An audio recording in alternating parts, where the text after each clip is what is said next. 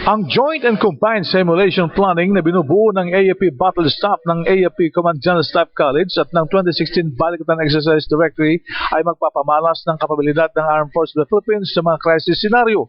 Isinagawa ng AFP Battle Staff ang tabletop exercise habang hinintay naman na dumating sa bansa ang kabuuang puwersa ng Estados Unidos na lalahok sa 2016 RPUS Balikatan Exercise.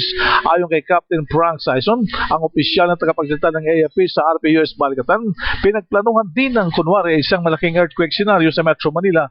Pinag-aralan ng mga AFP generals and contingency measures na bahagi ng RPUS Military Exercise 2016. Kung makita nyo yung simulator na yan, makakapagtulong siya sa isang planner sa mga generals natin na i-factor in yung tinatawag natin na logistics factor, which is very important, especially sa HIDR cases. Sinabi ni Sison na mahalaga ang mga kahandaan ito sa sandaling may tumamang krisis sa bansa. Very important po na maging ready yung armed forces natin.